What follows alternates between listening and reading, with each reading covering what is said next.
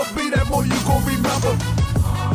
I be that more you gon' remember. To Harker Bay front line till the law call my number. I be that more you gon' remember. I'ma be that more you gon' remember, that's right.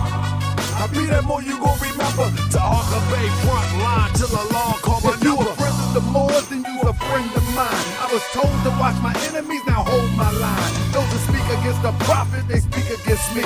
And I'm speaking about the prophet over Drew Ali, who was the first to remind you and bind you back to Morocco, the mountains, Mississippi, and Quebec.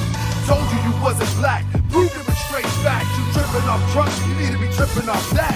Now here we go again, acting like you a slave. The same people talk European how to bathe, and looking at women buying European hair. No love for self, but do the men really care? Hell no, cause they got a love for Europe. Whole generation chasing pills, weed and syrup. Yeah, they love Lil Yachty, Tucci, Gucci, Kodak, Amigos, Ross, Lucid. But where the love for the woman look like your mother, I guess they say it's all black when it's under the cover. Now cypher, I be that more you gon' remember.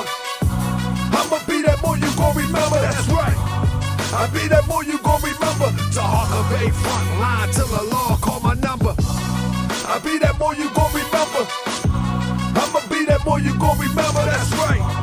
I be that more you gon' remember. To Harker Bay front line till the law call my number. All you super scholars holler, this era for the workers. You ain't building on the ground, then you worse than a twerker. You look and sound good, but that's only on the surface. Probably working for them people. Now tell me what's your purpose. Ain't worried about your homie, but know that I know every mo that rockin' fast. He ain't my bro. Yeah, you know I ain't slow. I seen it all before. How they try to kill the prophet, it was all for dough. And some got it right now. Don't say that I'm not down. I'm coming for my vast estate. I want my town, my sheriff, my stores, my school, my nation. Sick and tired of the procrastination and debate. Y'all keep hating when love is the savior. You don't love yourself, so you can't love your neighbor. That's why you kill and fight and marry out of your race. If you ain't for Moorish world, then get out of my face. Cause Chinese love China, Italians love Italy. If you used to love the Moorish world, come on and build it with me. Let's go. I be that more you gon' remember. I'ma be that more you gon' remember, that's right. I be that more you gon' remember. To Harker Bay front line till the law call my number. Hello new world, all the boys and girls, I got some true stories to tell. You're back outside, but they still lied. Whoa, yeah. Take off the foo-foo, take off the cloud chase, take off the Wi-Fi, take off the money phone, take off the car loan, take off the flex and the white loss.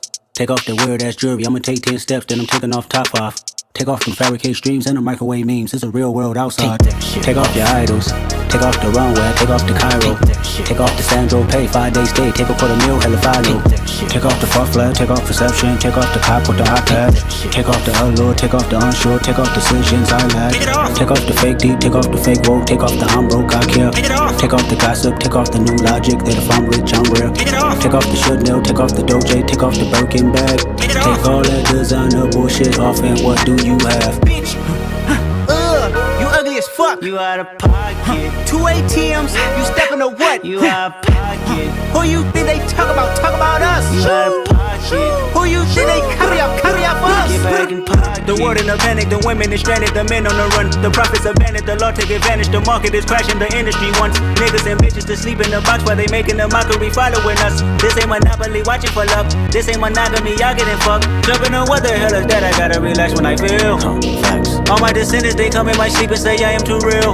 Facts. I'm done with the sensitive, taking it personal. Done with the black and the white, the wrong and the right. You hoping for change and miracles. I know the feelings that came with burials, cries. Bitch, you ugly as fuck. You out of pocket. 2 ATMs, you stepping to what? You out of pocket. Who you think they talk about? Talk about us. You out of pocket. Who you think they carry up for us? Serving up a look, dancing in a drop. Hello to the big step, but never lose a count. Venting in the safe house, venting in the safe. Can I fit out my truth? I got nothing nothing to lose. I got problems and pools, I can swim with my fate. Cameras moving whenever I'm moving. The family suing whatever I make. Murder is stacking, the president acting, the government taxing my funds in the bank. Homies ejecting the fence when I'm breaking. Look at my reaction, my pupils on skates. Hold up, hold up. Let's think about this for a second. Tell me what you would do for steady. When you show your show no credit. When you show your bro for leverage. What a hypocrite said. What community feel they the only ones relevant? What a hypocrite said. What community feel they the only ones relevant? You out of pocket, yeah, you out of pocket. You entertain the mediocre, need to stop it. You entertaining old friends when they toxic. What your life like, bullshit and gossip. What the fuck is council culture, dawg? Say what I want about you niggas, I'm like Oprah, dawg. I treat you crackers like I'm Jigga, watch I own it all. Oh, you worry about a critic, that ain't protocol, bitch.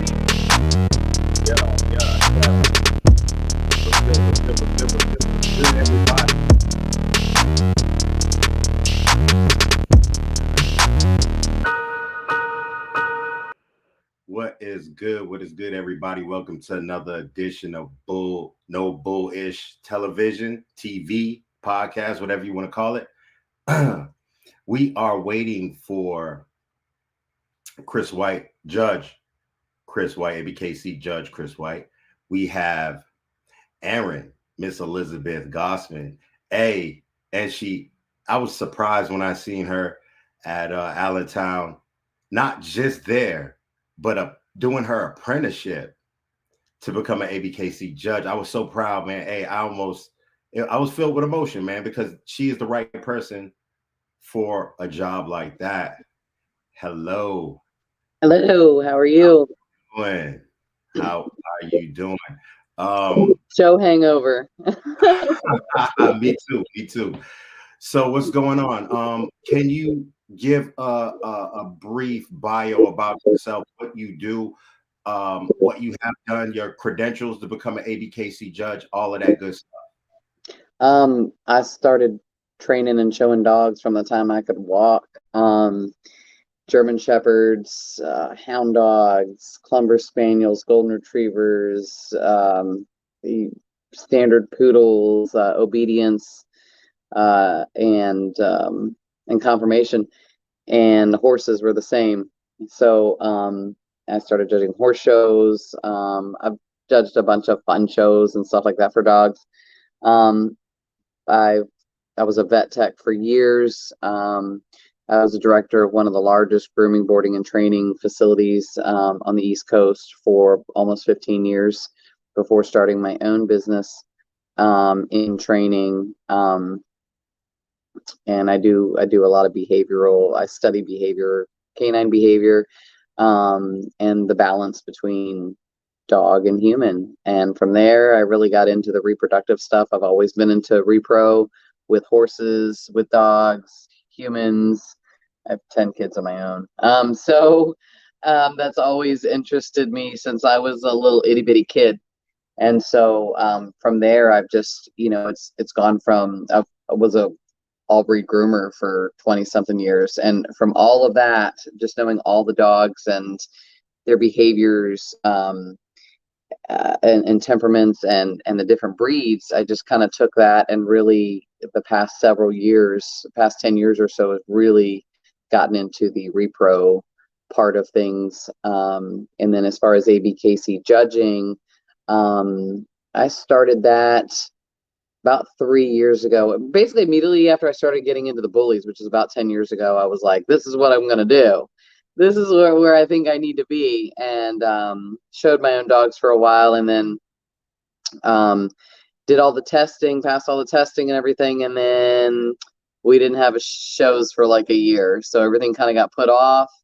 And we kind of just, and that's unofficial ABKC judge. They still have to officialize all of that.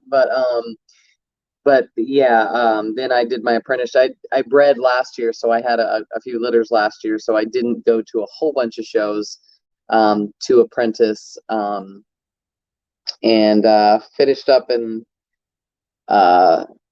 Allentown this weekend, hopefully.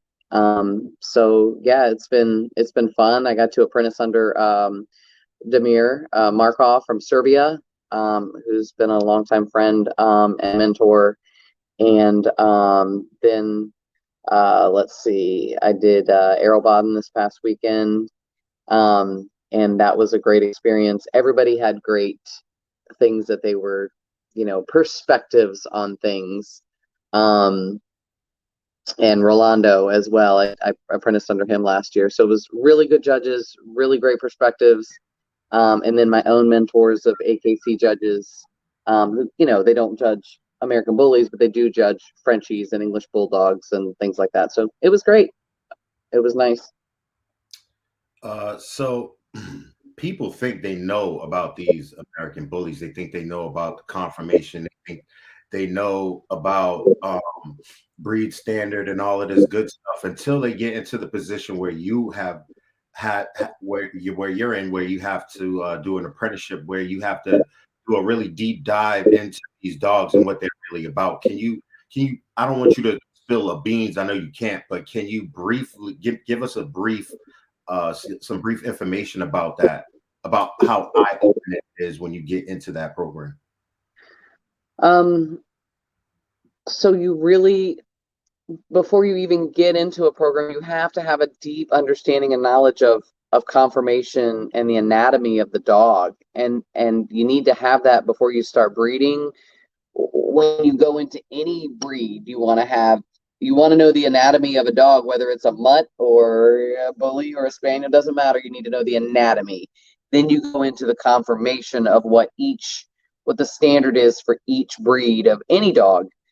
And that is what deciphers in between whether it's a poodle or if it's a bully. That silhouette is really what you're looking for. And how eye-opening it was seeing the different perspectives of people being in the ring, not just looking at my own dog and looking around me or behind me at other dogs that are in the show, but actually standing back and looking at the lineup and going, oh, wow, these dogs are great or not, but here's their differences, and here is basically I take each dog and go, this is not a silhouette of a bully.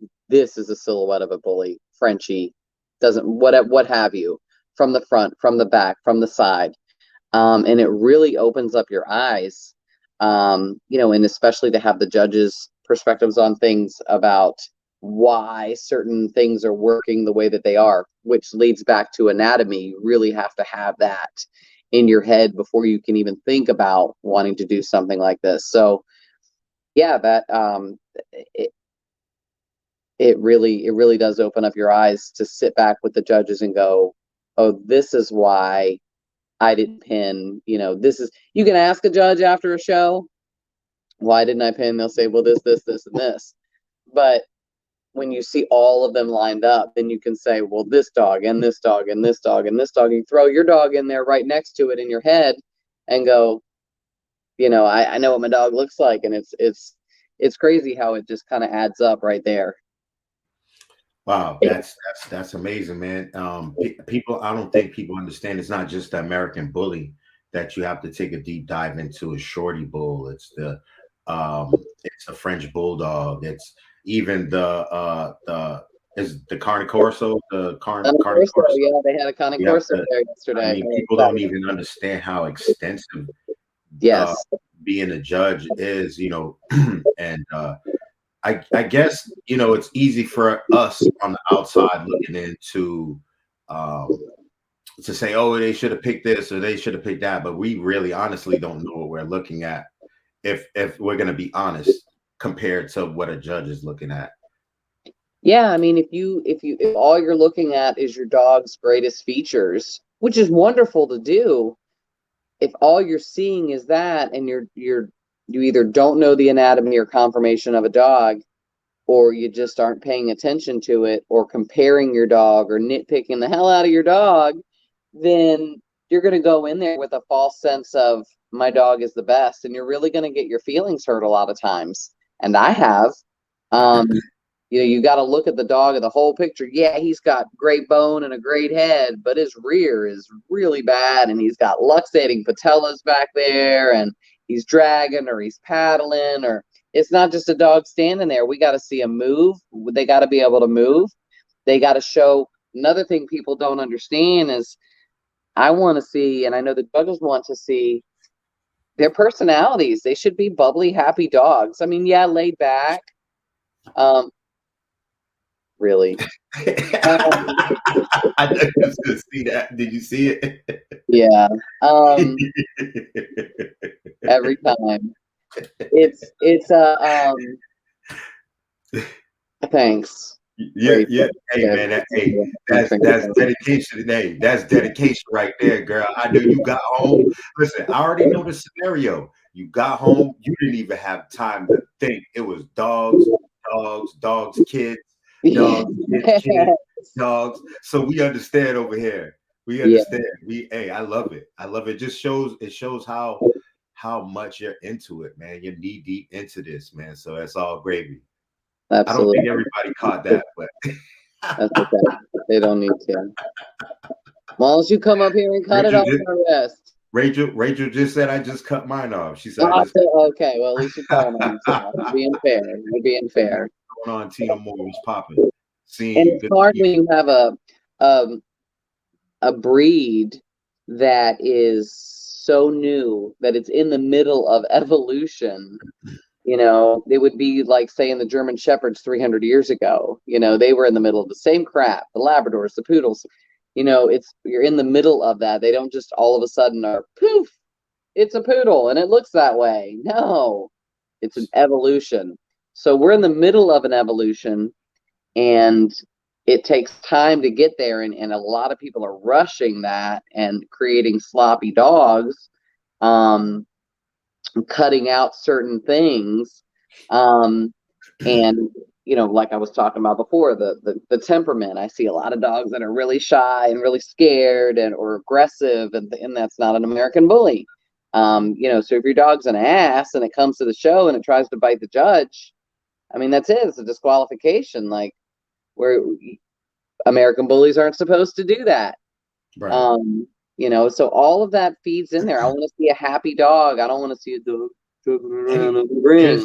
Any dog shouldn't try to snap at a judge. I agree with that. So we have ABKC Judge Chris White to join us as well. All right. So I want to just dive into what's going on, Chris. What's going on, guys? How you doing? Good. We have Elizabeth on. Hello. And yes, and I'm pretty sure y'all know each other. Yes, we do. So let's get to the meat and potatoes. All right.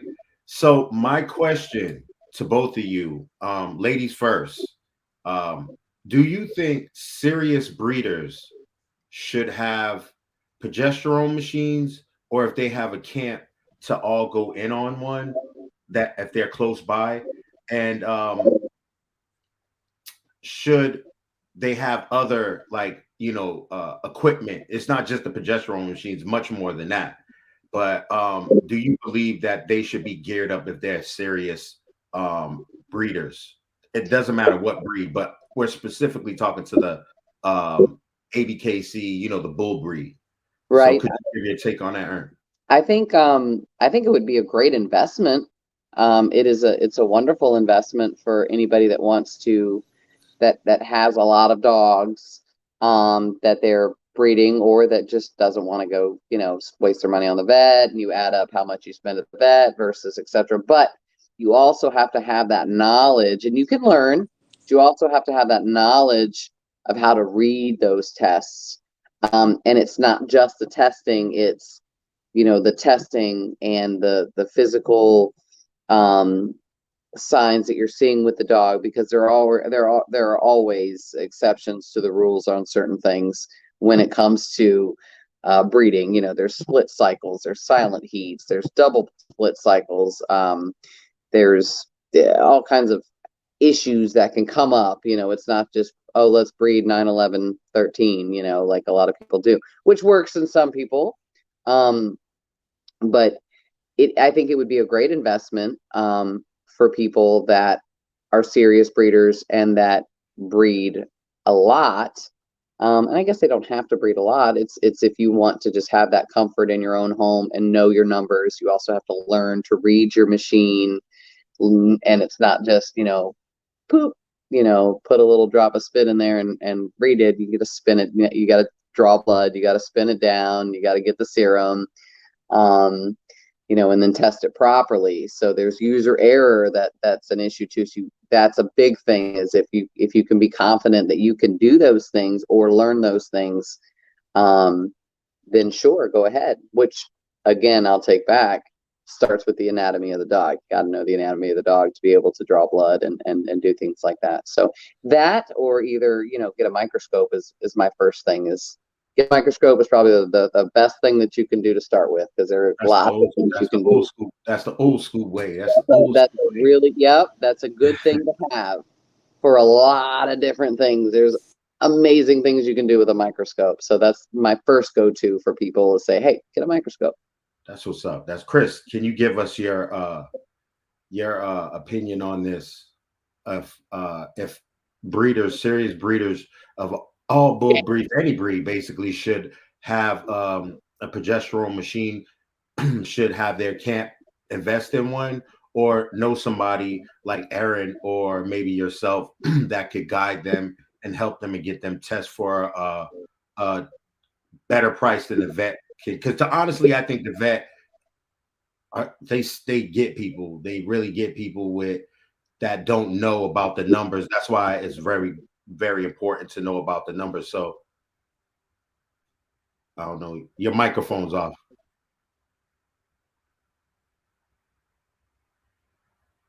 Let me see. Unmute. I got you. Go ahead. Unmute. There you go. Damn. I unmuted you.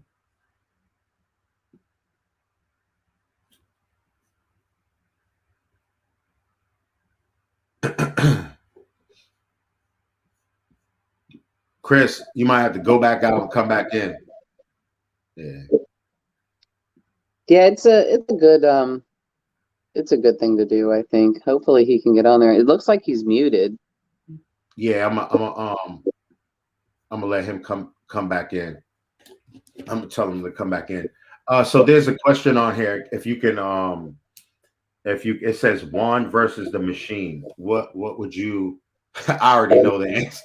I already know the answer to that, but my personal preference. So the wand is actually looking at is detecting specific cells in there, and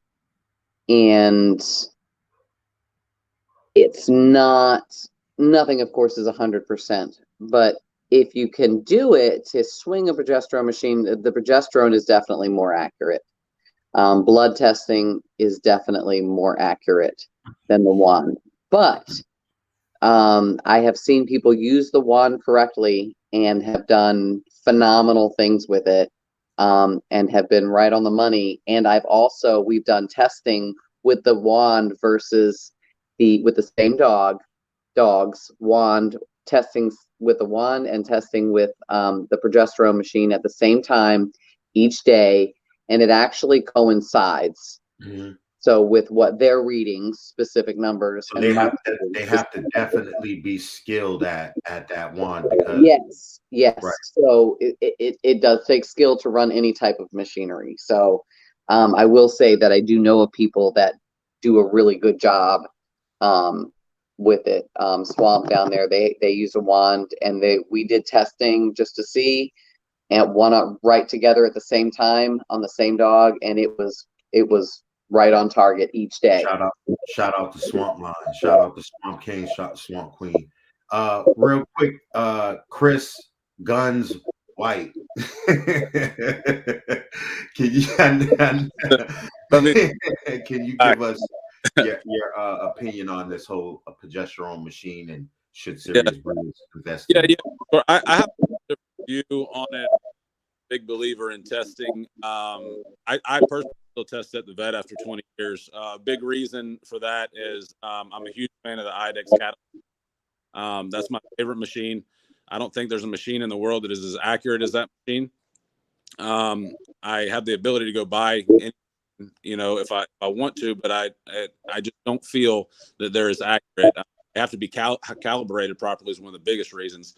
If you don't have your machine calibrated properly, it doesn't matter if you know how to pull blood, you know how to spin it down centrifuge and get it down. I mean, there's so many factors that go in to accurate testing at home, and that's a big portion of why I think a lot of people are unsuccessful with it. So, for me, the IDEX Catalyst is a machine that I just prefer to stick on. I love that machine, and I still test on it. So that's my view on that. Everybody has their views on. 20 years ago, yeah, we went 9, 11, and 13, but the reality of it is that I've had bitches that have had their LH surge 4 days into heat. Because they are not big bleeders. They don't swell up a lot. So they might have.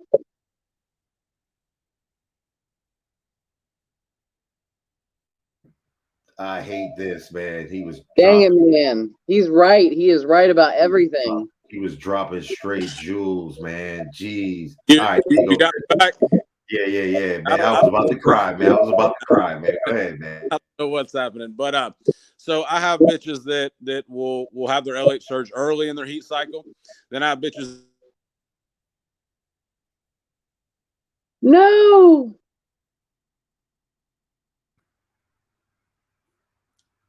Chris, you might have to go into another room. That big ass house you got, man. There you go. Yeah, you gotta go where the modem is at, man. Go where the yeah. See it right next to the wall. Yeah. Go ahead. We're gonna get some financial advice from you on another interview too. But go ahead, brother.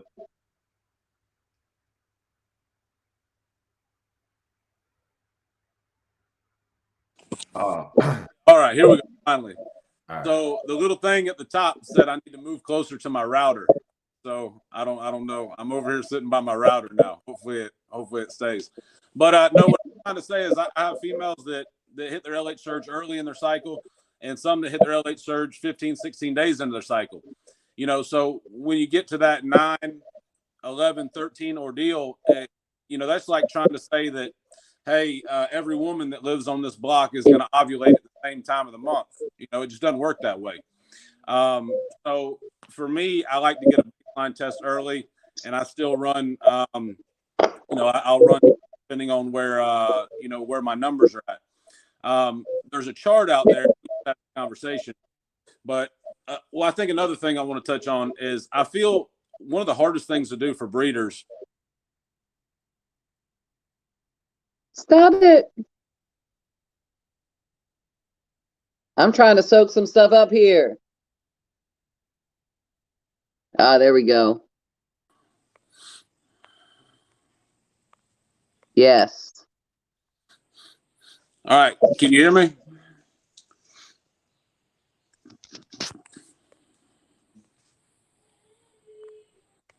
I can't hear you. Can you hear me now? I can hear you, Chris. I'm sorry. I got the chart up there, Chris.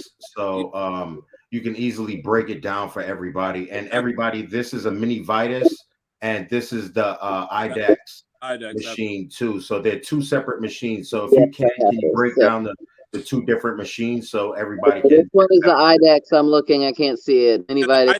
IDEX is on the right hand side. Mini Vitus is on the left. So I only see the Mini Vitus. Yeah, the IDEX is on the right. Okay, I see it. I'm sorry. I have the same chart. I'm an idiot. Sorry. So the first thing I'll say is, if anybody listens to Mini Vitus, my opinion is please stop. I hate that machine. I don't feel like it's an accurate machine. It's a machine that's tough to calibrate at the vet. What's so great about IDEX is that they calibrate it from their office. So they calibrate it for the vets from their office via satellite, so it stays calibrated. But one thing I want to point out on this chart real quick is this is an old chart that's floated around And it's an incorrect chart in some ways because this chart has a definite number for LH surge. Okay. Well, why that's incorrect is because every bitch's LH surge is not from 2 to 4. I've had bitches that have hung out between 2 and 4 for a week or two at a time, 2 weeks, that have bounced from 2.4 to 4.5, back down to 3.7, back to 4.1. Well, if that bitch has her LH surge, it's going to push them into ovulation, right? So that's why I feel like this chart is completely incorrect, because a lot of people will say, oh, well, this is her LH surge, we need to breed 3 days later, or whatever the case may be. But it might really be a week later or 10 days later, depending on how. But Right. I'm sorry. I'm sorry for jumping in, but this is just for just not having anything. This is a good, illustration for people that don't know anything, period. Correct. There's a lot of people that are viewers that are new breeders. So Correct. this is a baseline. This would be a baseline for them, but you are adding to their knowledge as far as the LH surge, so they can use this as a baseline for simple understanding. But you're putting it into perspective about the LH surge, how it's not accurate and it could be any time. So Chris, could you I don't know if I'm muted or not. Chris, could you? I'm muted. No, you're not. Chris, could you? I know a lot of people don't understand LH surge, that luteinizing hormone, and where it comes from in the dogs. And that I firmly believe, and I think you agree too, that the LH surge is more important than ovulate. Well, is as important as ovulation, but people focus on ovulation way too much, and therefore they do have issues that way. So I'd like to hear your views on LH surge and split cycles, etc., since you are talking about the LH surges. Did you hear me? Oh, he's muted. All right, here we go. Yeah, I don't know what's going on. I'm sitting right by my router, everything, man. It said close all my apps. So anyways, hopefully it doesn't cut out again. But what I was getting out of that chart, that's a great baseline chart. But if you don't know much about that chart, you just need to focus on ovulation, right? Because the LH surge on this chart will really throw you off if you don't understand it. The real LH surge in a bitch is really when the progesterone level numbers, if you're trying to find the surge with progesterone testing, is when the progesterone numbers jump about 2 whole numbers in a 24-hour period. You're going to see it jump, and it pushes it into ovulation. So if you're hanging out around a 4 and your bitch jumps up to a 7, that's your surge that you're looking for, compared to if your bitch is in a 2 and she jumps to a 3.5, which is kind of what this chart says, which would, indicate that that's a LH surge. So that's really where this chart is a little tricky. If you're new, just focus on the ovulation numbers. And we spoke on this the other day. Ovulation, even on IDEX, if you talk to the IDEX rep on smaller dogs, especially, it's a little closer to 8, more or less than 5. It's more around 5 on your larger breeds, but it's more closer to 8. So you had a bitch that did what? She was up in the 6s, and I told you to test again the next day, and what happened to her? Tested her yesterday. She went down to a 4 point something, man. So that's why I was telling you to continue to test to confirm ovulation, because she rose right up into that 6 range, and then what she did, she fell back down. So you still have to test to get her to really push through and continue to rise. And what machine are you using? I'm using a Wanfo. Okay, so and on those machines, a lot of your in-home machines, the number even gets higher. Like Mini Vetus, I think we're at 8 to 10.5 is what they call for ovulation, which kind of simulates a lot of those in-home machines as well, compared to the traditional IDEX, which is a 5. And getting into breeding a little bit, a lot of people, I breed later. Like I just did a breeding this past week, and on the IDEX Catalyst, the machine will, once you get to 20, the machine will say greater than 20 on the Catalyst, because that's as high as it goes. And I mean, I tested, I was at a 4.6 on Monday. I test again on Wednesday, it was greater than 20, right? So she could have been a 21, 22. She could have been 27. You don't know because it just says greater than 20. But I didn't do my first breeding until that night. And then I bred her again the night after, right? So she might have been up in the 30s by the time I did that second breeding. So I think a lot of people are scared to breed late, but it all depends on when ovulation is. I've bred many dogs in the high 30s and 40s and had 7-8 puppy litters, because it goes to counting days after ovulation compared to where the actual number is at. And he breeds French bulldogs, everybody. So it's those dogs are notorious for throwing small litters. So to throw 8 to do a AI yourself, right? Yeah, I 95% of my dogs I get pregnant with regular AIs here at the house. The only time I'll do a surgical is if I have really poor semen. If I ship semen in and it doesn't look really good, because the semen still got to do a little bit of work with a regular AI. So the only time I'll do a surgical is in that case, or if I have a bitch that maybe has some scar tissue buildup, a bitch that I've had some struggles with, getting a litter. But our average litter size is 5 to 8 puppies, with a smaller breed like this. Aaron, can you actually break down on how much money that these breeders could save if they did invest into a progesterone machine for their camp, or if they knew somebody like you that was basically doing it half price of what the vet would be doing it, and educating them at the same time instead of I don't want to getting them in and out of there. You know what I'm saying? You're actually educating these people on what's going on because you actually love what you do. I try to get people, I do like little trainings. I'm like, you're 4 hours away. Let me teach you how to do this, at least the collection AI type of stuff. And that's another thing with the microscope. I think that's a basic thing that you can actually look at a picture and look at the microscope and learn cervical cells to start out with. But as different people have different prices, even in Virginia Beach is way higher maybe than, as far as vets go, I've seen than over here, and then farther north they're more, and then west they're lower. So, with people that, I guess what I see is not just the amount of money that they're saving, it's the convenience. A lot of people can't. I had somebody come in, and there were 2 people, one on the way out, one on the way in. One had just gotten an ultrasound from me, and one was coming in for a progesterone, and it was like 11:30 at night. And the guy was like, "What are you doing?" They knew each other. Like, "What are you doing here?" He's like, "What are you doing here?" He's like, "Well, where else can you go to get an ultrasound or progesterone test on your bitch at midnight, in the middle of the night?" Not every person's going to do that. But if you're at home or you have friends that have a machine, then you can certainly get that done. The convenience of being able to do it at home and not having to wait. A lot of people have to wait until the next day.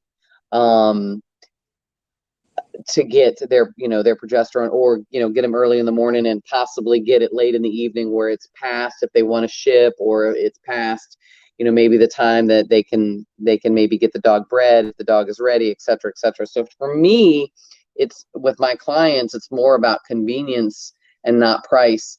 I am a lot cheaper than vets, but it's more so, I think, convenience, and I think they could save a lot of money that way. If they're going to lose money or lose a lot of breedings if they don't do their research first. Because just like he said, you can know how to centrifuge and do this and that and the other, but if you don't know the ins and outs of your numbers and your machine is not calibrated properly, I see mistake after mistake with these machines. And I also have a fine care. I've had it for years, and I did my own testing on my own dogs and free for client dogs for a long time before I ever opened it up to the public, so that they send you, it's this, it's that, like he has his chart there.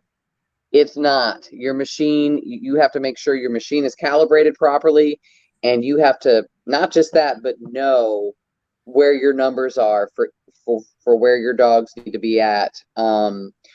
it really does take a little bit of science behind it, and education to know what you're looking at. So yes, it's potential to save a lot of money if you buy these machines.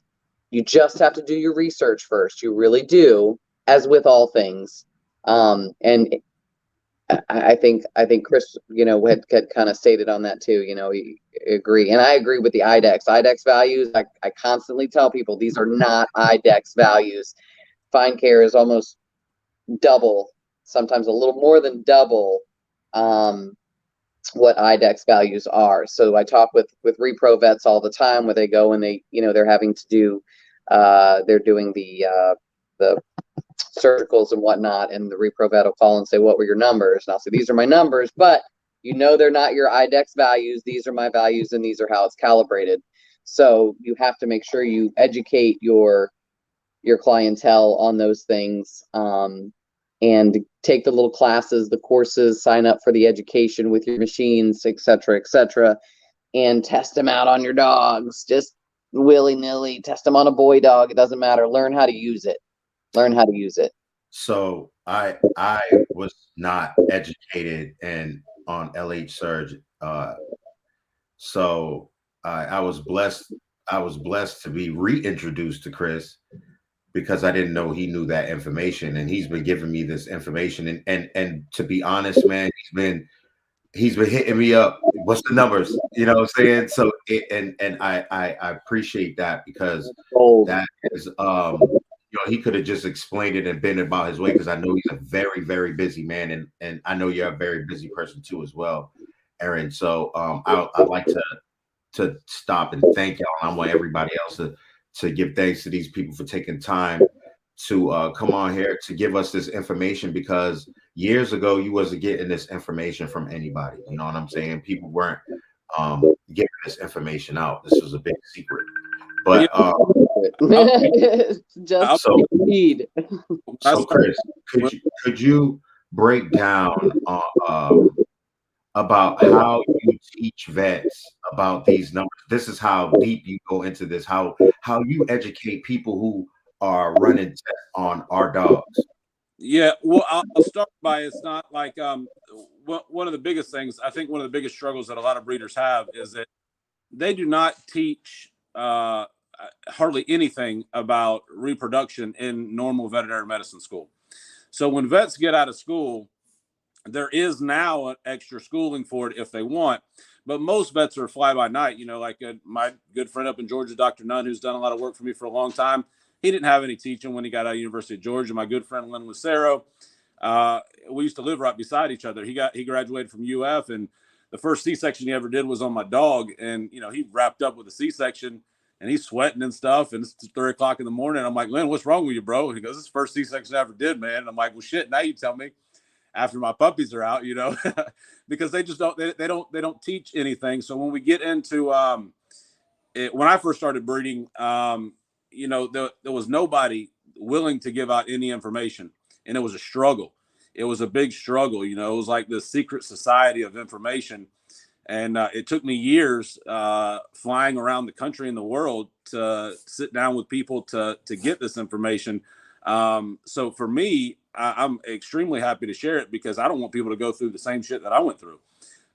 Years of, begging people to, as a teenager, when I first started breeding, can I get a little bit of info here, so I'm not spinning my wheels. So yeah, it's I have a lot of vets that are friends of mine that get out of school. They want to get into reproduction and dogs, so they'll reach out to me and talk to me, about numbers. And another thing about the IDEX is that they only issue those 2 vets. So you can't just buy one, is another thing. So that's an unfortunate piece. Trust me, I've tried it. I've tried to buy one, and we tried, they were like, "Oh, you're going to set up at your house now," because the only issue, it has to be, set up at the veterinary office. But that's the other. A lot of them will call me and say, "Hey, we figured out how to work the machine. It's calibrated satellite from IDEX." But then we get into the numbers part, because it is very tricky, because they get out of vet school and they get the same chart that was just posted up here. And then this has to be the LH surgeon. I'm like, no, wait a second. this bitch might hang out in the 2 and 4s for a week. You know, this is what we're really looking for. So on IDEX, I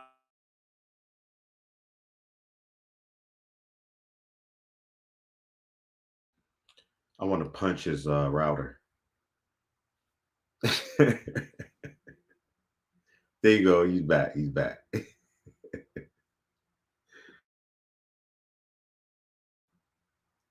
Go ahead. Go ahead, Chris. You back on, man.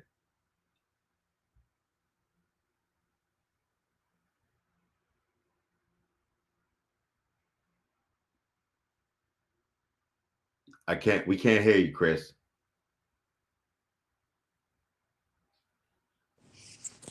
There you go. There we go.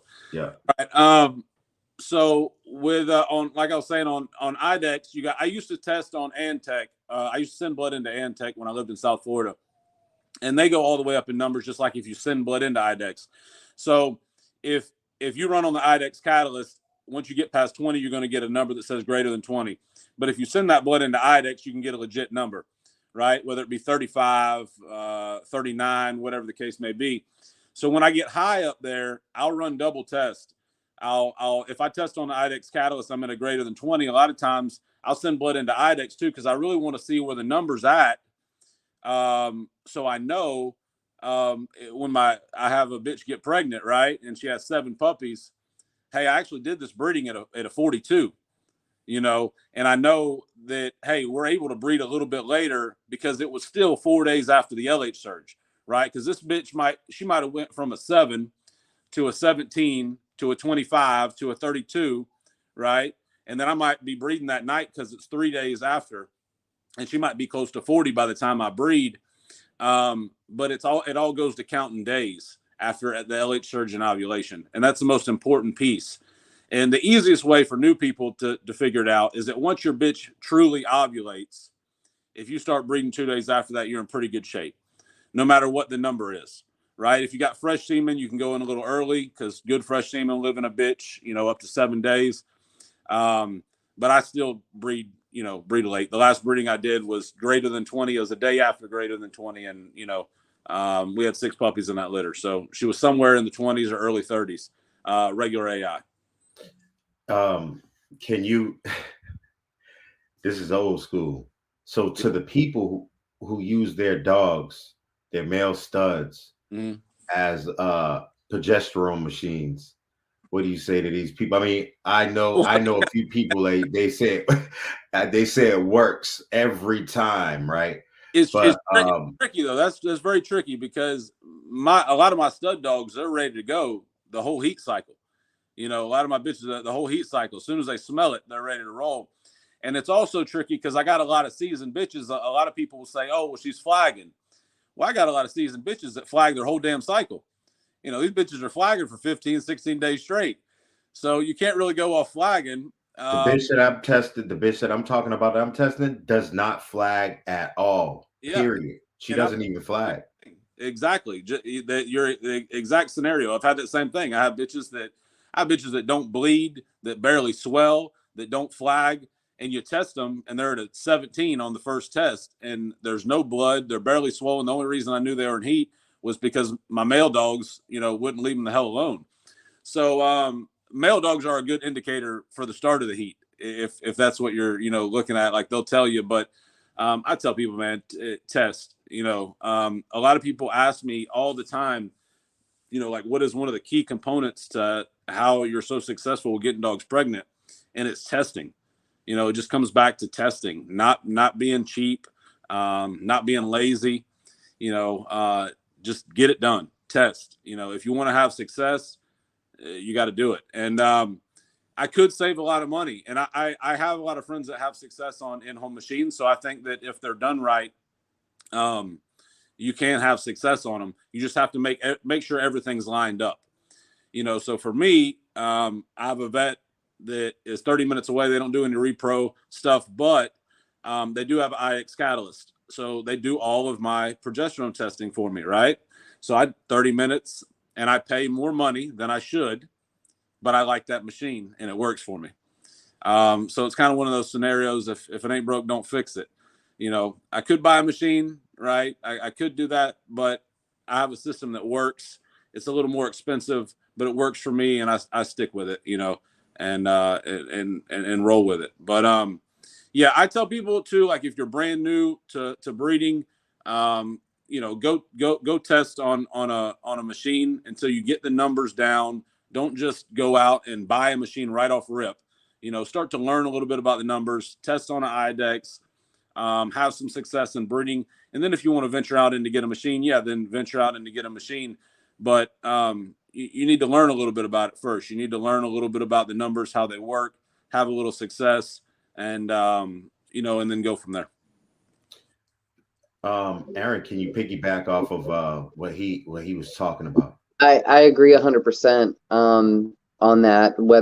Whichever machine or wand or microscope that you're using, you just need to learn it. And if you're going by with your dog, your male dog, if it works for you, it works for you, but it may not work for an outside bitch.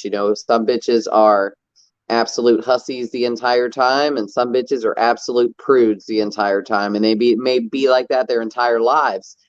All bitches are not created equal. All cycles are not the same. Everyone's like, well, my bitch always comes in at this time. Well, it really isn't. There could be some, but they're not always the same. They're not always hitting those same numbers at the same times each cycle. I have seen an enormous amount of split heats and of numbers that come up and then go down, and then come up again and then go down, and then finally come up. And what he was kind of touching on was about not being cheap. Is people are the biggest complaint I get is, I want to see the dog in with me by day 4 or 5 of the heat cycle. Unfortunately, a lot of people aren't paying attention, and they'll come in and I'm like, your dog, you've missed it, because my machine will say above 40. And I'll retest just to make sure that I'm not wrong. And you can kind of tell just if you add all the things together, and I'll say, if you want to do it, let's do it now. But people don't want to spend the money on getting these dogs tested, or they think one test and let's go. And I'm like, I can't. I get a baseline on your dog. She may, she's at a 4. She may back down for a few days after that. We may retest, she's at a 5. She may be really close to ovulation on my machine, but I'm not going to say let's breed in 3 days because it's too borderline. You need to retest. And I get a lot of people that complain, well, I have to retest. Number one, I'm doing it cheaper for you. So if you were going to the vet, it'd be a lot more expensive. Number two, if you're not going to be, if you can't afford to progesterone test your dog, you shouldn't be breeding your dog. Because C-sections, emergency C-sections, things like that, care, etc., aftercare, neonatal intensive care, things like that are way more expensive than a little progesterone test. So that is the least of your concerns, is a progesterone test. Yes, if you buy a machine and it, and we get through all of that, then sure, it saves you money on that. But as a whole, he is right. Progesterone is really not that expensive in the grand scheme of things when you're breeding. If you're a serious breeder, you really should be paying attention to that. And then the next, I went and bought an ultrasound machine. So I start ultrasounding my dogs at 15 days. Some people still want 3 AIs, 9, 11, 13, doesn't matter. That's what they want. That's what I give them. And so I want to see exactly the gestational age on the fetus, to have a better idea, which progesterone does come into play later on down the road at the end of their cycle. Well, it plays a role the entire cycle. It continues to rise regardless if they're pregnant or not. I like to see the ultrasound of the puppies. I like to see gestational sacs at a certain time, et cetera, et cetera. So yes, all of these things come into play. And I guess it's not how serious of a breeder you are, but I think more it kind of comes down to ethics and morals when it comes to ethical codes of just animals in general. If you're not going to be able to afford to pay for progesterone, you probably won't be able to afford to have this litter so let's just skip this heat. And a lot of people don't. They think they need to just get your shit right, basically, is what you're it telling has them. vagina, so let's breed it. And that's just not always the case. And so yeah, So that Aaron, basically what you're telling them is to get their shit right politely. yes. Okay. Absolutely. So all right, Chris. I'm One- sorry. Yeah, one more thing, real quick, too. One of the biggest things is if you're new coming in, make sure and find a vet that has some experience to help you out. We ship semen. I mean, shit, I think I shipped 15 times last week. I got a lot of boys, but what that allows me to do is I deal with a lot of vets, right? I talk to a ton of vets all over the country and the world on the phone. And, I've leaned on over the years Dr. Nunn because he's got 40, 50 years of experience. Lynn's now got a lot of experience. He's been doing it for a while. Cesar Morales down in South Florida, ton of experience. So make sure and get a vet that has a lot of experience, not just a vet that says, "Oh, I'm doing reproduction now," because most likely they're completely lost. I ship semen all the time, and I use Candy Plus LT as the extender I use, right? Well, I send everybody a video of the semen before I ship it out. Before I add extender, after I add extender.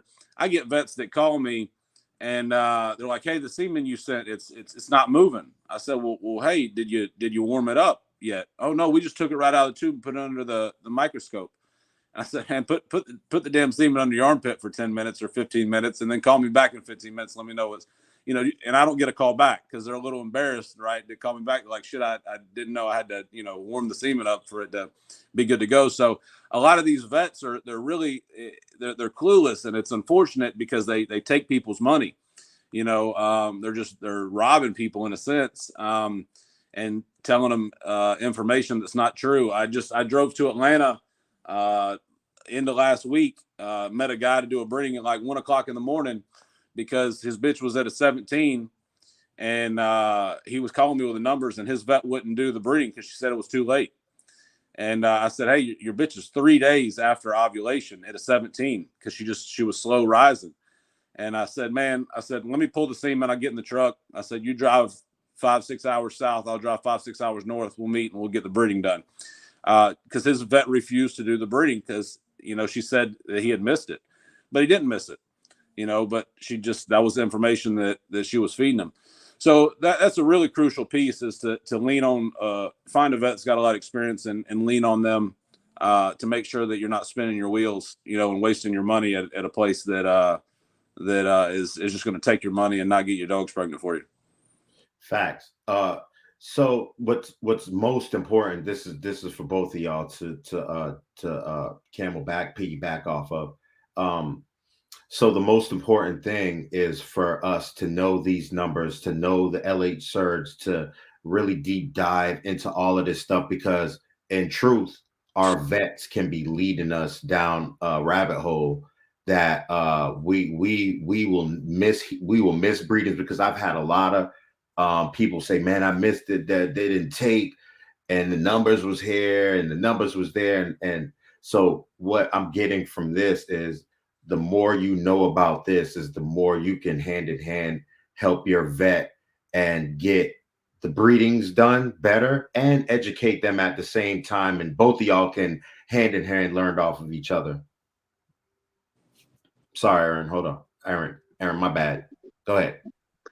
But let me tell you something, what is becoming, and I don't know if Chris has seen this, the demise as far as the bully breeds go, and it's stemming right into the Frenchies and the Bulldogs now. I have seen so many vets that literally will say they are full, that they give astronomical rates for progesterone, ultrasound, C-sections, because they are tired of dealing with nasty backyard breeders that we haven't even touched on the subject of the health of your bitch, regardless of her numbers. I see bitches come in all the time that are just filled with pressure sores and yeast infections and teeth that need to come out, and prolapses and dysplasia, just things are just hyperplasia, just things that are just bad. And I know personally, I'm in groups, vet groups and vet tech groups, and I can't tell you how many posts that I've seen in those groups that have come from people that we know that they've screenshot and put into these groups, and basically are like, this is why my vet or my clinic won't see American bullies anymore. They aren't really allowed to say they don't see American bullies, but it's because of crap like that that we're getting a lot of misinformation. I firmly believe that a lot of these vets are trying to honestly have, morals here and just but outright lie and say, oh, your bitch is missed, or it's it's you can't breed it, or it's got this wrong, or it's got that wrong, or whatever the numbers may be, or you can't breed it, we can't do a TCI, or it's $1,500 to do an AI, or whatever it is, because of the condition that these dogs come in, and the fact that people come in so damn cheap. Like I said, they do it to me, and then they bitch about prices. Luckily, I have a fantastic vet who is a repro vet, and we learn together on things, but they hate seeing these dogs come in like this, and they pick them up, and they'll carry them down, getting ready for a C-section. They're like, be careful, her hips are bad. And the vet's like, what the hell are you breeding for? So we haven't even touched on the subject of that. Irresponsible breeding. Responsible breeding. So in that aspect, it does scare me a little bit, people having machines at home. Well, when I'm speaking for the responsible breeders, I'm not on here. I don't have this platform for backyard breeders who's breeding dogs with hip dysplasia. I hope please unfollow this page, because we do not support any of that. We do not support any unethical breeders, any backyard breeders that I know a lot of people who complain about the prices. I've dealt with clients from Shots Fired, and I tell them, like, look, you got to go through this, you got to pay this, you got to pay this. I suggest a C-section. If you go ask your vet to do a check on your female to see if she can have a natural. You don't even know if your female can do a natural breed, and a lot of these breeders come from pit bulls, and they don't understand American bullies. Some of them, well, I'm not even gonna say some of them. A lot of them can't have natural births. So you have to understand these breeds that you're dealing with, because next thing you know, like you said, you got an emergency vet bill that's astronomical, or your female just died. I think Chris, almost every day. Chris, can you speak on this? I got you. Yep.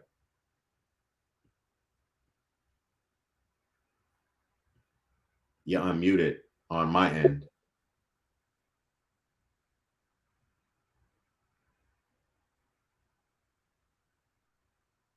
Did he not hear you? Nah, he has to unmute his. There you go. There we go. All right, I got you. Yeah, I was lost for about 3 or 4 minutes. I couldn't hear anything you were saying. It's all good. So we're speaking on for the responsible breeders. That's who we're speaking towards. We're not speaking for irresponsible breeders who's breeding dogs with hip dysplasia. Please go kick a boulder barefoot if you're doing something like that, please, because we do not condone anything like that on this platform. But what I was speaking before this was the importance of knowing these numbers and educating yourself and getting with, like you said, with like-minded people, whether it's breeders like yourself, people like Aaron, to understand these numbers and understand what your female is going through, LH surge, the ovulation numbers, how important it is to know these numbers, because like you said, a lot of these vets are leading, like Aaron said, a lot of these vets are leading breeders astray. Yeah, and a lot of vets too. I think they, if a number's at a certain level, they won't do it because they're covering their ass as well. If your bitch don't take, then it's back. It falls back on them. So I think some vets will turn that. Luckily, the area I'm in here in Florida, It was bad down in South Florida. When I was in South Florida, I mean, you know, you go to the vet and there's, you know, 30 damn dogs waiting outside that are pet home dogs, you know, waiting to get bred. But up here in North Florida, nuns or lens, or I mean, there's a whole lot of AKC people in this region, you know, and we don't see it near as much, you know. So, you know, I do think in some areas, you know, like in South Florida, it was horrible. I think probably in Southern California, it's probably horrible. Some areas of Texas, you know, there's certain regions that have it a lot worse, I The think. Northeast is bad too. The Yeah. Northeast is horrible.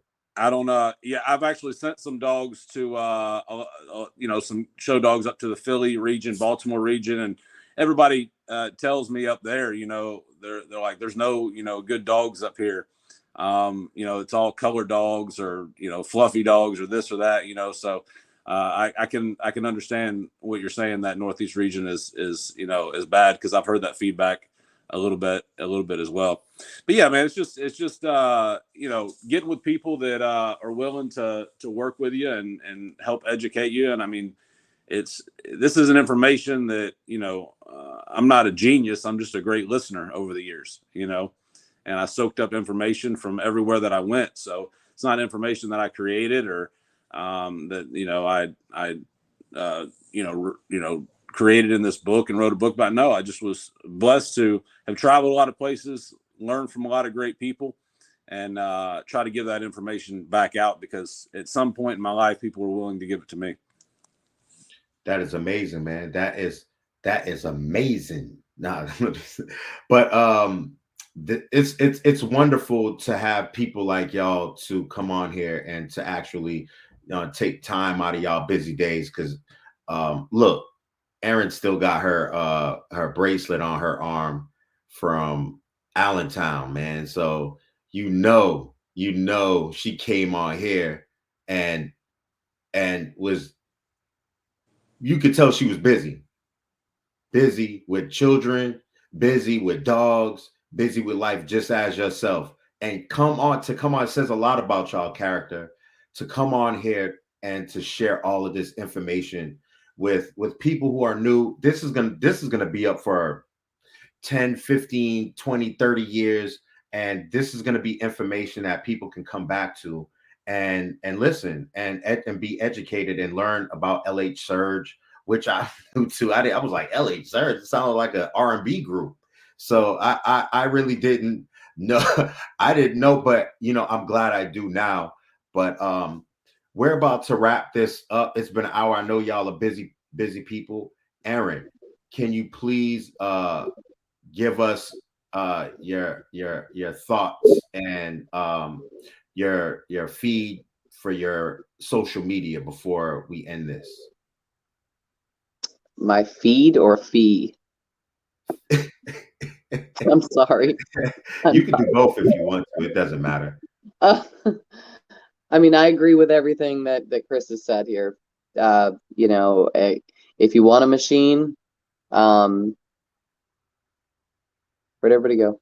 If you want go ahead. I'm giving you, this is your floor right now. Go ahead. If you want a machine, do the research first. If you want to breed dogs, do the research first. Yes, I agree with IDEX being top of the line and being the number one, but you can do it yourself. You just have to put in the work. And it's not cheap. It's never going to be cheap, whether you do it at home or whether you do it with at the vet. It's not ever cheap. Cheaper to do it at home if you do your research, sure. But most definitely, you know, doing things like that, having your own diagnostic equipment is fun. It's fun to learn, and it makes things a lot easier when you have a lot of dogs. And if you're a serious breeder who likes to know numbers and that likes science behind it, to get your dogs bred and not to be playing around with stuff all the time. Yeah, absolutely. I would say get a machine and but do your research first. Absolutely. I've definitely appreciated everything that Chris has had to say this evening. I like a sponge. I like to soak up stuff and I like to hear other people's perspective on things. And I agree 100% with everything he has said. He obviously knows his stuff. And it's all about learning, and it's all about this, like you said, those mentors. If you can find yourself a mentor, somebody that you trust and somebody that community trusts, that has a proven record of good things, take that information in like a sponge and just keep on finding these people. And it's okay to have different mentors. It's okay to have different perspectives. That's what builds your own. So absolutely. And you're a great mentor out here in Virginia. Anybody out here in Virginia, get a hold. Can you please give your social media information? So so I'm on social media. You can look me up by my name, Aaron Gossman, or you can find me at Bully Mind and Body. That's on there as well. You can also call 1-800-VA-BULLY, and that's also goes right to my phone. It's just one of those nice, cute. Give him that again. Yeah, it's 1-800-VA-BULLY. Yeah, it goes right to my phone. And ultrasounds, progesterone, things like that. It's nice to be able to do that for our community and try to teach people. We do have a group. It's called the American Bully Project, where we are trying to teach people showing and breeding ethics and how things are supposed to be done right in our perspectives, and then learn more as we go. So find yourself, and if you don't have anybody in your area, I'm sure Chris would say the same. Call me, call him, and we'll put you in the right direction. If you're in Arizona or whatever, we've probably got contacts there, and we can lead you in the right direction of a vet or somebody that can help you do it right. But whether you're at home, testing at home, or whether you're testing at the vet, it's going to take some money to get started, and to continue to do that. It's always going to take money to be a breeder. Breeders never breed for money. You breed to better the breed. That's facts. Chris, can you please give, you're a very busy person. I know he's not on social media that much, but you definitely can catch him at a show.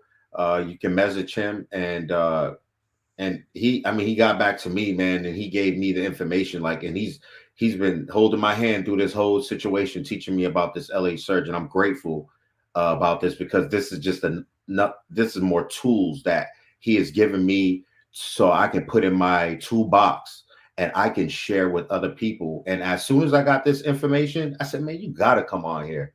You got to come on here. And I knew Erin was she's you hear how she speaks, and this is a fire. This has to be one of the best not interviews, but shows that we've had. We're gonna have Chris on Sunday for an interview, so he can break down who he is and how he started in his games. But before all of that, Chris, can you break down what we have talked about today, and give your social media information to everybody? Yeah, definitely. And same thing, Aaron, I appreciate the information you've shared. There's an old saying that the day you stop learning is the day you start going backwards. So, there's still something that I learn new every single day in dogs. But it's a mindset. My mindset stays open to learning. And that's a very, very key piece to continue to get better. You can find me at Chris White. You can look me up on Facebook. I shut down my website years ago. Still breed a lot, probably breed more now than I did then. But I just find me there. And if you shoot me a message, I'll get back to you as soon as possible. I have sectioned off times during the day that I hop on and check my messages and try to get back with everybody that day that they message me. But great information. I think that like Aaron said, the having a machine at the house is great. So me still testing on IDEX isn't a knock on home machines at all. It's just what I prefer to do. But if you are willing to put in the time and spend the money, make sure your machine's calibrated and learn it. I think it's a great ordeal. I got a lot of people that I'm very close with that test at home, and they have great success as well. So it's a great piece to have at the house, and you can do a progesterone at 2-3 o'clock in the morning if you need to. So it's that's a great piece to have. Luckily, I'm super tight with my vets, and I can call them at 2 or 3 o'clock in the morning if I need to run progesterone, and they're like, "Yeah, Chris, come on over." But not everybody has that luxury, so I get and understand that. But I don't run too many progesterones at 2 o'clock in the morning anymore. I might freak out when I was younger, but now, I don't freak out too much anymore. So yeah, just if you just look me up on Chris White, and I go in every day because I know the messages. If you're not friends with me, the messages go in a different box. So I go in each day and try to check those messages as well, so nobody thinks that I'm leaving them hanging. Or I'll get back to you as soon as possible. I'd like to thank, and you spoke on Doc before I let you go. You spoke on Dr. Nunn, and this is Dr. Nunn is the man in Southern Georgia and Northern Florida, even Central Florida. I've seen people drive from out of states. Yeah, I drove some and I was in Rhode Island, and I drove some. So Dr. Nunn, man, is he has been doing reproduction for, I don't even know, 40, 50 years. Some are in the realm. As soon as he graduated from University of Georgia. And one of the nicest guys you'll ever meet, to start off with that. A lot of these vets that are really good, they can be assholes. There's no doubt about that. Dr. Nunn is one of the nicest, just awesome people to be around in general. So working with him has been great over the years. I've been through so many things with him over the years. I remember I had a bitch one time that was like 59 days in, and or 58 days in, and I was about to lose her. She was so big she couldn't breathe. So I drove. I was in South Florida. I drove up to Dr. Nunn's, and she was early. He cut her open. We pulled 3 puppies out. She had 11 puppies in her. We pulled 3 puppies out of her. He sewed her back up. I looked at her. I looked at him. I said, "What's going on?" He said, "We need to save your bitch, right? And we're going to save those other 8 puppies too." So he sewed her back up, and I ended up saving 2. We saved 2 out of the 3 that we pulled out early as well. I came back 4 days later. We pulled those other 8 puppies out. They were all good. Saved my bitch and her. I'd never seen another vet do that before.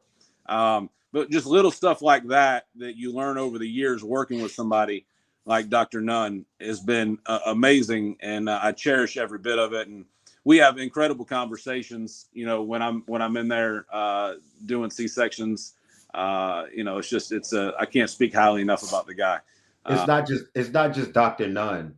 It's his office. If they know you, or if you were referred by somebody like yourself or like Tone Roldan, if they make you feel like you belong there. Mm-hmm. And that's the first vet that I've been to that I was like, man, I will travel 18 hours to come here to do, it just felt that. Think about it. Dr. Nunn's been practicing for, like I said, I don't even know how long, over 40 years, maybe 50 years. I don't know. He still does C-sections on Sundays.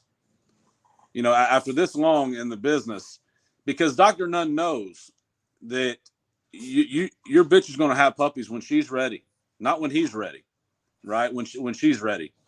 So he still does C-sections Sunday morning. Every Sunday morning. If you're a existing customer with him, he has them scheduled from 8 to noon. You would think at his age, been doing this so long, that he would hang that up, but he cares enough about his people that he wants everybody to be successful. So. Like I said, the guy's awesome. And to piggyback off of that, Lynn Lucero is another great, younger vet coming up in Central Florida. I met Lynn. We lived right beside each other. As soon as he got out of vet school, he was doing large animal stuff. And I basically told him one night, "Hey, man, you're going to do my C-sections for me." And he kind of looked at me. He got out of school. He just wanted to do cattle and horses. And now all he does is reproduction on, pretty much on small animals. And then did he thank you? Yeah, so it's funny because I moved to South Florida. We lived right beside each other, and the first C-section you ever did was on my dog. And, so I started referring people to him, and then I moved to South Florida, and we still communicated. He would come down to the house and hang out, or I would come up. And then I ended up moving back to North Florida 7 or 8 years later when I retired. And, I get back to his office, and he's, doing 7 C-sections a day, like his business, had taken off and blown up, and that's all he does now. So he's another good young vet in Central Florida that's very trustworthy, another great guy to know, another guy that is just an incredible guy. And then if you're in South Florida, Cesar Morales, I've learned a boatload from Cesar Morales over the years.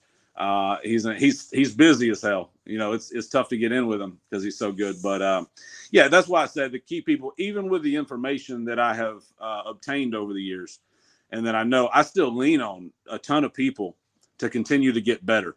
You know, because Caesar might go to a conference and learn something, you know, and if he's willing to share that with me, I'm soaking it in.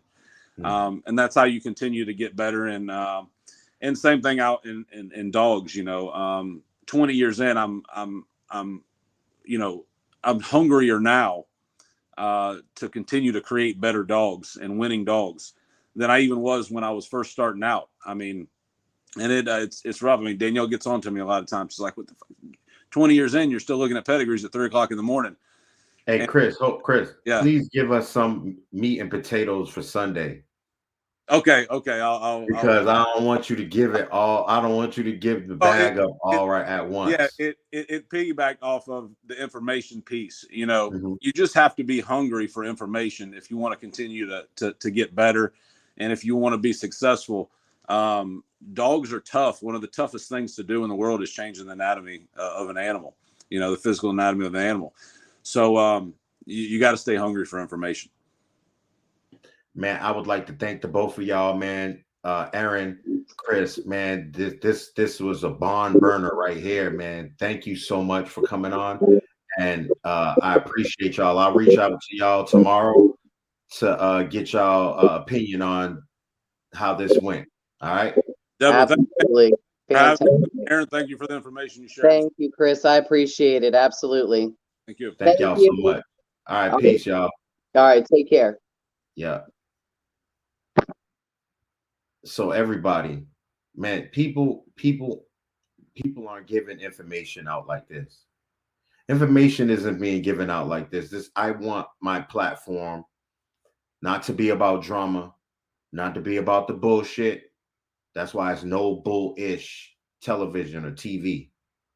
You know, this is the information that we need. We don't need the drama. We don't need this breeder's better than that breeder, or we're not going to get anywhere like that. That's all a facade. That's all a facade. That's all fake shit, right? We need the meat and potatoes. We don't need the filler. We don't need the fillers. And this is what this platform is for, is to give you the meat and potatoes, to have people to come on that will give you higher learning, make you better at what you're doing. We all need to be better at what we're doing. Even myself, I learned a lot. And I'm blessed to have people like Chris and Aaron where I can lean on to get that information from, and y'all as well. This is why I shared it. I just got this information and I was like, yo, I have to do a show about this. I have to share this information, you know, because this is what's going to make us better. This is what's going to make us better. All right. So y'all stay blessed and y'all be easy.